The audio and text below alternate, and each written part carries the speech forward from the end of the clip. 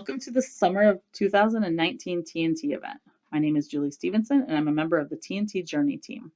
This module will walk you through Southwest Health's journey. The journey is Southwest Health's name for our culture. Every organization, team, and community has a culture. The truly great organizations invest and focus on their culture. Our culture creates an environment where empowered individuals behave in a way that drives our mission, caring for life. And I'm Erica Bronco, the Journey Steering Team Initiative Leader. Let's learn a bit more about the journey starting in 2013. A steering team was created to be accountable for moving the organization forward. It is made up of Journey team leaders, the administrative team, and a member from the board of directors. As you can see by the timeline, our results have taken us from good to great, but we aren't done yet. At the conclusion of this video, you will be asked to recommit to our journey.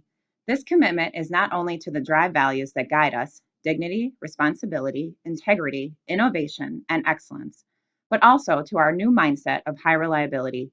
We begins with me. Now you will learn about the different journey teams. Oh, hello!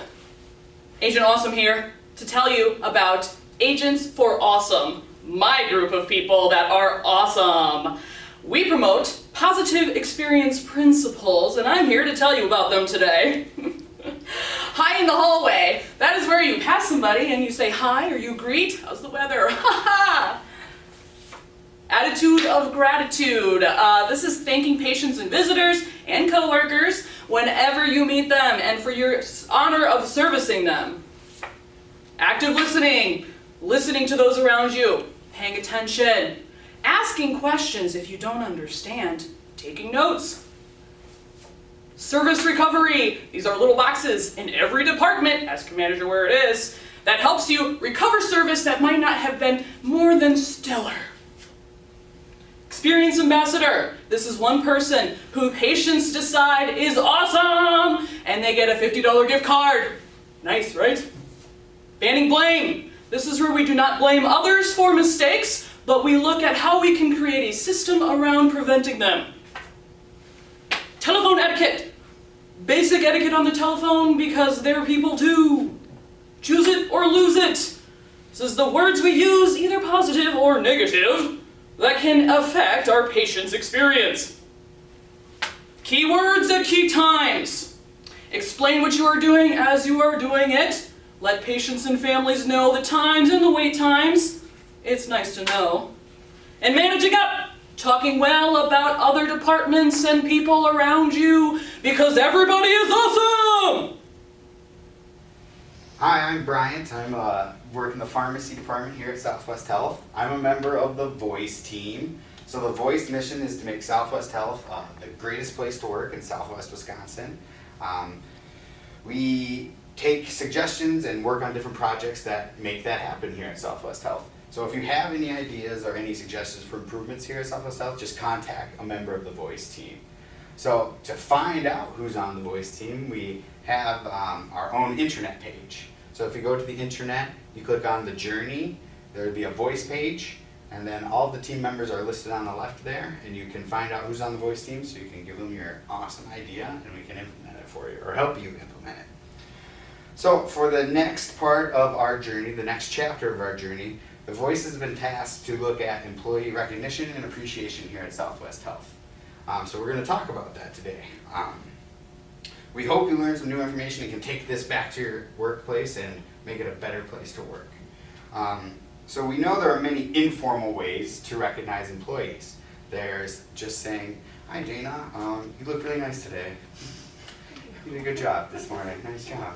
Miranda, thanks for reminding me to invite that person to the meeting. I appreciate that." You're welcome. So those are all informal ways, and those are pretty important. Those are probably more important than our actual formal ways. But we did want to talk to make sure everybody knows the 5 formal ways we can recognize another employee here at Southwest Health.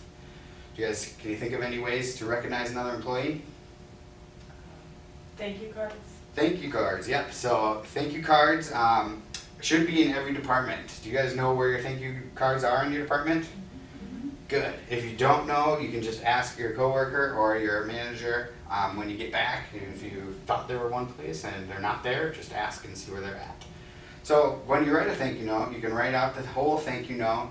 Put it in the envelope, put the person's receiving it, name, first and last name, and then get it to HR somehow. Give it to Miranda here, and you can either give it to them directly or send it through interoffice mail, and they can get that delivered to their house, directly to their house. What other ways do we have? Nominate an employee for the Driven Award. Yes, we'll talk about the Driven Award after this, but that's a great way to recognize somebody. Recognition toolkits, right? Yeah, the recognition toolkits. So we rolled those out a couple years ago. Are you guys using the recognition toolkits in your department? Not really. That'll be something the voice reevaluates this year if we want to keep doing that or not. Some departments still use them quite a bit and some don't. But basically, it was a box and it had little chocolates, chapsticks, sunglasses, and stuff like that. And anytime you wanted to recognize somebody, you could pull something out and give that directly to them. Any other ways you can think of? So one way is the kudos corner on the internet as well. So this will be another thing that the voice is probably going to work on this year is making sure that everybody knows how to use the kudos corner. So I'm sure you've all looked and know where the cafe menu is on the internet, and it's actually the button right to the left there. You can click on that. And then you can write a note of thanks or just recognize somebody who did a good job that you noticed on the internet, and then anybody can see it. If you're not logged into the internet, it won't put your name on there as sending it, so you can always just add your name and whatever you type there as well. So some other ways that we have also are during monthly rounding. So every time you sit down with your leader, they ask you the hard question of who's doing a great job and who can I thank for doing a great job. So that's definitely another way to recognize employees as well. So coming back to the Driven Award, we wanted to give you guys a couple announcements so you know some changes are happening with the Driven Award. So we're actually going to get rid of the cards, the written cards forms of the Driven Award. We don't get a lot of those anymore since we have the internet now. And the internet allows for you to write a lot more information, a lot better information. So we get better nominations from the internet as well. So those boxes and cards will be taken out of departments or around the hospital and other locations around August 1st. So that's when that switch will happen. And if you don't know how to nominate somebody for the Driven Award, you can actually go to the internet again, and usually the first banner that pulls up on the thing that changes, it'll say Driven, and it has a road behind it, and you can click on that and it'll take you straight to the Driven Award nomination. So that's the easiest way to do that. So the voice team actually takes all of those nominations, and then we assign a ranking to them, 1, 2, or 3, each member does. So I will actually take those nominations, de-identify them, so the voice team members don't know who they're voting for when they hear the nomination, and then they give them a score of 1, 2, or 3. And the highest scores then go on to admin, and then that's how we pick the Driven Award winner. Some tips for getting a 3 on your Driven Award. If you want to see something specific that goes above and beyond the job description, sometimes we get things for people who just do their job very well, which is worth recognizing, but not above and beyond to the Driven Award standards. So those are, we want something specific. We want it to be consistent too. We want to know that this isn't just a one-time thing that this person has done, that they're consistently going over and above to help those patients as well. So those are the things we look for. So the last thing I wanted to talk about was how much recognition and appreciation we need. So we actually have a lot of research on this, and they look at high-performing teams, and we want every team here at Southwest Health to be a high-performing team. So for high-performing teams, they need a minimum of 3 positive comments for every 1 negative comment. Does that make sense? So I gotta tell you, you look great 3 times before I coach you. And they usually don't happen all at once. So we want to make sure that we're giving a lot of positive comments. So that's the minimum. What do you guys think the average number of positive comments to negative comments were for high-performing teams? How many positive to 1 negative? 6? Okay. 8?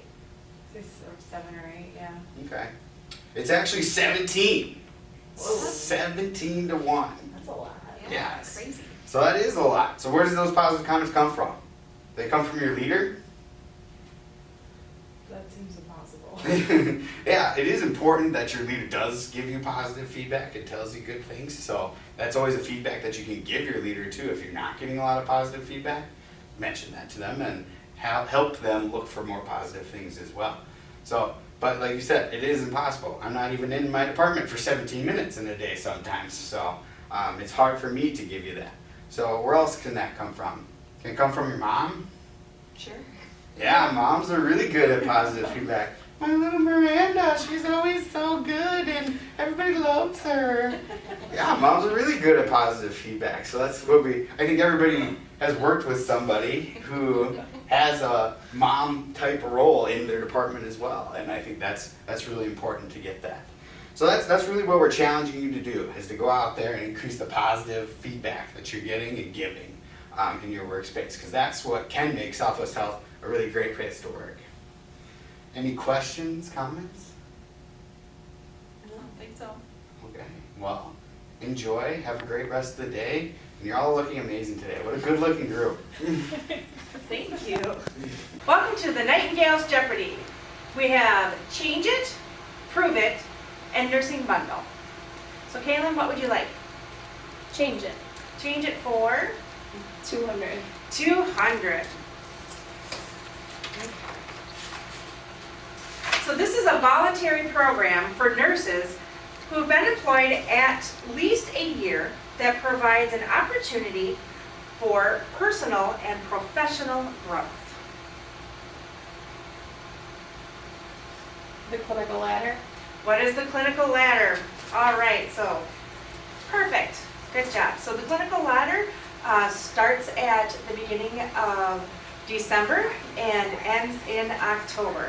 This is for all RNs who are full-time, part-time, and if you are PRN, you are not available to participate. So, what would you like next? I'll do the change it again for 400. Change it for 400. This is the primary nurse or the supervisor rounds with the doctor. What is this called? Charge nurse.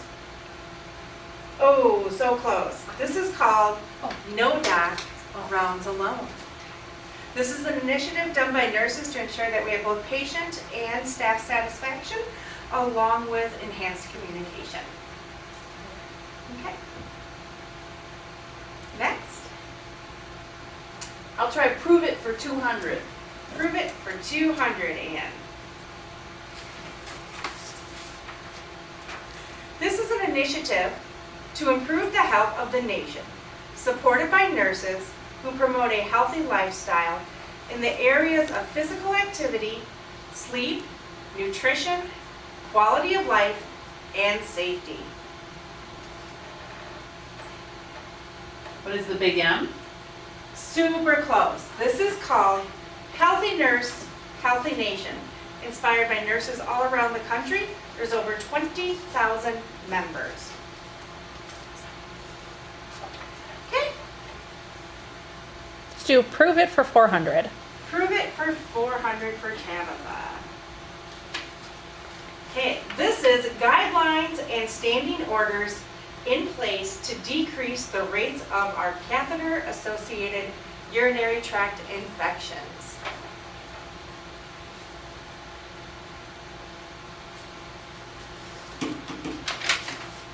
What is the nurse-driven Foley remover protocol? This is for all departments who have patients with Foleys who, if they do not void after so many hours, the nurses can initiate and be more autonomous in their practice. Kaylin. Nursing bundles for 200. Nursing bundles for 200. So this is addressing the patient's needs related to pain, positioning, possessions, and going potty. Which would be our purposeful rounding. Purposeful rounding, exactly. What is our hourly rounding? Excellent. On days we do it every hour, and on nights we try to do it every 2 hours. Okay, great job. I'll do nursing bundles 400. Nursing bundles 400. Handoff between providers at the bedside involving the patient.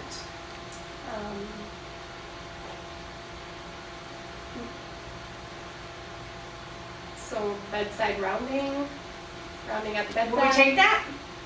Absolutely. This is bedside shift report. Excellent. All right. Nursing bundle 600. Okay, and that is our daily double. So how much would you like to wager? 200? Sure. Okay. So this is a form of patient and staff communication. What is the whiteboard? Let's take a look.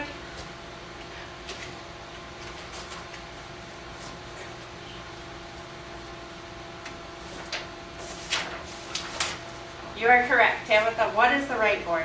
Enhance for not only patient communication, staff communication, and enhances our patient safety and satisfaction. To prove it for 600. Move it for 600.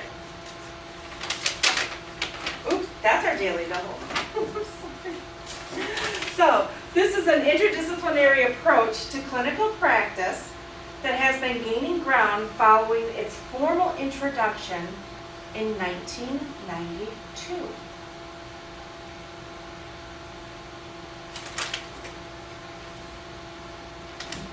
What is evidence-based practice, otherwise known as EBP?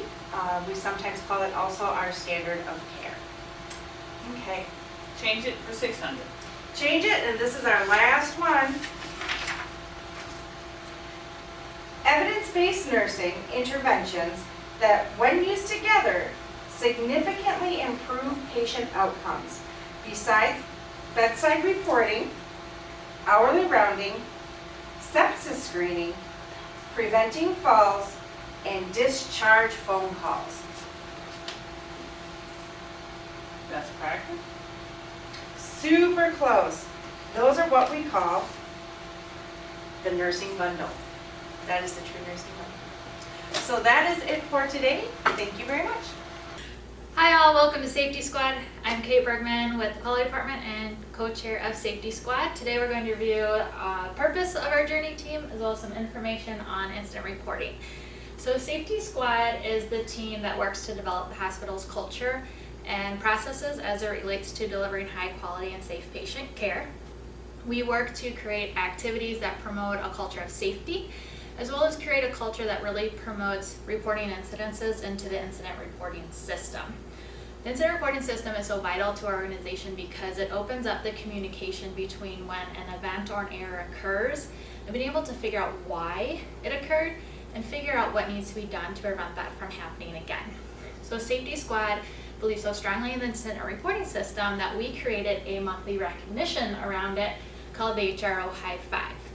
So the HRO High Five takes a look at the great catches and near misses that were reported and really looks at recognizing our employees who reported those incidences and kept the safety of our patients, our residents, visitors, employees a top priority. So a great catch and a near miss is an event where an error occurred but it didn't reach the patient, so fortunately no harm reached the patient. So when we look at these incident reports, what actually happens from entering in a report to actually when it's all done. So you have an event that would trigger the need for an incident report. Examples of those would be maybe a fall and or injury to a patient, resident, visitor, employee, a medication error, a specimen labeling error, HIPAA concern, maybe a behavior security concern. Those events are going to trigger the need for an incident report. So to report that, you go on to the computer right on the desktop as an icon for the incident reporting system. You're going to open it up, pick which form you need, and you're going to start to enter in all the information as much as you can. If you don't have some of the information, that's okay. Somebody may reach out to you to get more, but when you enter in that information, make sure that you're just entering in all the facts surrounding that event. Once you submit it, a notification is going to get sent to the appropriate leader so they can review it, they can investigate it to figure out the actual why it happened, and then figure out what needs to be done to prevent that from happening in the future. So some of the ways they're going to investigate it is to use the Just Culture algorithm. You'll get that more of that in the next fiscal year. They may do some interviews or some discussions. They may be reviewing our current policies and procedures, among other things, because they're really trying to figure out the why behind that error. Once they figure out the why, we can figure out how to prevent that from happening in the future. So some appropriate follow-up actions may be that we're updating policies and procedures. We may have to give some recommendations. Maybe we're educating staff or re-educating staff, and in some cases there may be a corrective action that needs to take place. So they've reviewed it, they've investigated it to figure out the why, they figured out what needs to happen, and they perform that follow-up action. What they're going to do is then they're going to go back into the system and they're going to document all that so we can see who was involved, what happened. We know what happened so it doesn't happen again, as well as we can learn from it. And then once that's all done, we're going to close out that incident report. So that's kind of the life cycle, start to finish, of what happens when you actually submit that. So if you have more questions on either incident reporting, what Safety Squad is, the HRO High Five, you want to join Safety Squad, you can reach out to any one of our members. You can also send an email to safetysquad@southwesthealth.org. So the last thing, we'll talk about some events, some examples of those events that would trigger the need for an incident report. So let's say Captain America gets a call from a patient saying that they received a bill, but they have no idea who the patient on the bill is. So that would trigger the need for a report because one, incorrect information got reported into a patient's chart that we want to correct, and two, that would qualify as a HIPAA violation because a patient received incorrect information on another patient, or received information on another patient. Another example would be Nurse Ironman is going to administer some medication for a patient. He goes to the Pyxis machine. He's trying to get a 300 milligram capsule of gabapentin. Notices that when he opens the drawer, there's also several 100 milligram capsules in there incorrectly. So he goes through, pulls out those 100 milligram capsules, put them in the correct drawer, fixes the machine, and then goes through and continues to administer that medication for his patient. That's going to trigger the need for this incident report so we can figure out why that Pyxis machine was incorrectly stacked, so we can figure out how to prevent that from happening. That type of event would also qualify as a great catch and would be eligible for our HRO High Five because we were able to find that error and stop it from reaching the patient. Last example would be an individual came into our front doors, Lois Lane's at the greeter's desk, greets him, asks if she can provide any assistance. He's kind of looking around, kind of acting a little suspicious, finally asked to speak to customer service for some insurance information.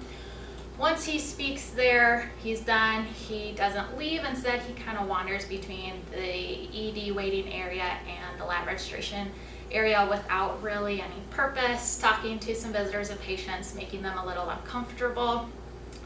Lois Lane goes back, approaches them again, see if she can provide any more assistance. Again, doesn't really answer her. So in real time, she would either contact the house supervisor or myself as the safety coordinator to kind of approach that individual right there. But that's an event that is going to, again, trigger the need for an incident report. Because it's a security concern and a behavior concern, he is interrupting work. He's making some patients uncomfortable. But we also want to make sure that it's not a repeat behavior. And if he is coming back and kind of loitering on our premises, if he's staying to the same areas or if he's going around to different departments. So those are just some examples of different events that would trigger the need for an incident report. Again, reach out to Safety Squad if you have any questions. Otherwise, thanks.